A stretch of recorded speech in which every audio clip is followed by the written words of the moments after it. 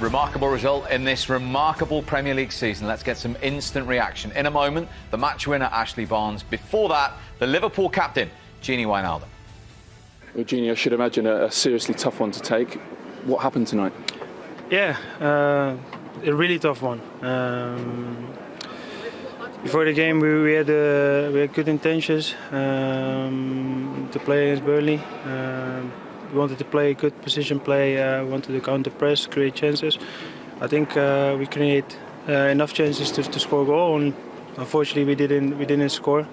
And there was one moment we were not sharp enough, not concentrated enough, and they get a penalty and they score a goal.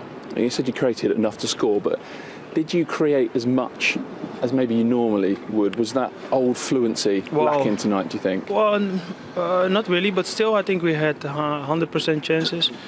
And yeah, you know, now in the situation we're in, yeah, we don't score goals, and then it's difficult to win a game. How do you explain that situation you have suddenly found yourselves in? You're still the top scorers in the Premier League, but obviously that run without a goal is going on and on. Yeah, it's difficult to explain. I think people from outside will say that we don't have confidence, that we lose the confidence. But is that not right? Well, you should ask the players. I still think that the players have confidence, but you know, on this moment it's just. Yeah, well, or you shoot the ball in, or you shoot against the keeper. And now, a lot of chances that we get, we're not.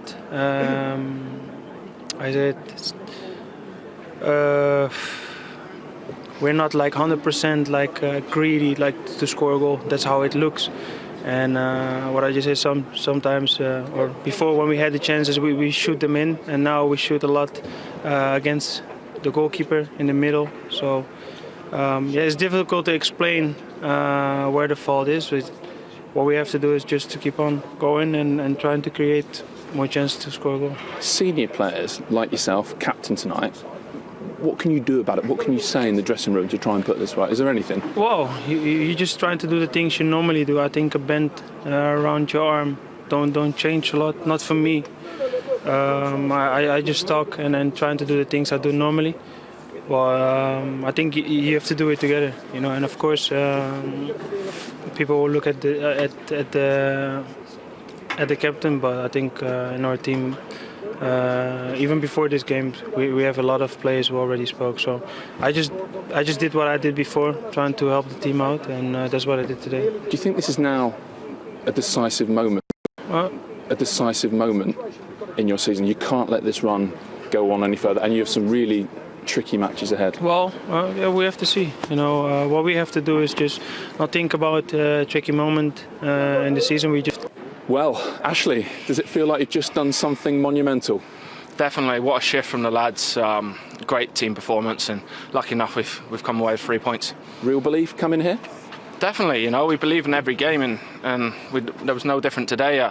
We knew it was going to be tough, but we were resilient and we stayed to our shape, and it paid off. And did that grow, that belief, as the game went on? You look at that first half, one big chance they had, but nothing else really created. Yeah, no, we knew if we keep believing, we will get something. You know, Yowie was unlucky there, and we knew we were growing into the game. Even in the second half when we come out, we knew they were going to come out of some momentum and try and play fast and that, but we managed to stick to our jobs today, slow everything down, and it worked. And before we move on to the second half, do you want to just tell us your view of what happened right on the stroke of half time there, yourself and Fabinho? It's a bit of handbags. It's one of them. As football, it's just give us a little kick after, but it's one of them. You just get on with it. Yeah. Okay. So stood over that penalty. How are you feeling? I knew there was only one thing to hit the back of the net, and lucky enough I've done that. You make it sound all very simple, actually. Are you aware that you're the first team to come here and win in the Premier League in nearly 4 years? It's a great achievement, you know, from the team that we were out there today. The hard work, as you could see, everyone put in, and it worked. Yeah, and it's a big goal for you as well. Do you know that? 100 career goals. Yeah, it's massive. You know, every goal is massive, but it's the next one now that is more important. Yet again, was in contrast to the way they played, you know, previously. they're all nice play right up to the final third, and they didn't do enough today to put pressure on them, did they? 100 crosses, they cleared the lines, no problem. You'd expected that. But they didn't find the killer pass or move the defenders round enough to have a real good opportunities on Nick Pope. I can't remember Nick Pope making out of the world saves, comfortable enough saves in the first half. Second half, they got a bit of fortune with the really late on the Firmino shot, which hit me. But they deserve that for the way they defended. Liverpool have to do more at home, being the champions and in the form that they're in at the moment. So I was a bit disappointed, to be very honest, with the front five, because he changed it in the second half. Yeah, lots to get into Liverpool-wise. That will be the headline, Tim, but we have to give credit absolutely to Burnley here as well. Yeah, the game plan was perfect for them, keep it nice and tight, no spaces in the middle of the park, make the ball go wide, let them cross the ball in, and he knows that his defenders are comfortable heading the ball out of the box. They put their head on the first ball all of the time. Set pieces, when he went for a corner, you just felt, well, they weren't going to score from a corner. Liverpool, every time they put the ball into the box, Burnley cleared their line. They had a threat going forward. The two boys, Wood and Barnes, run their socks off up the top of the field and created some chances. They had good opportunities in the first half as well.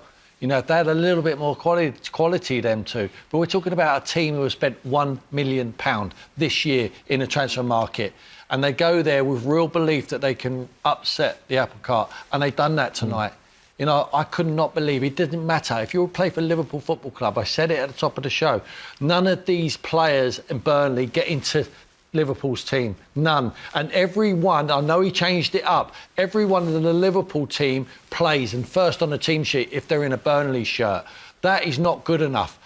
That is a poor performance there tonight, but it's been coming. It's not just tonight. The front of not firing. Yes, they missed leaders on that pitch tonight. We know Van Dijk's out. They've got no Henderson there tonight. I would have been tempted. I know in hindsight you say Milner has to play.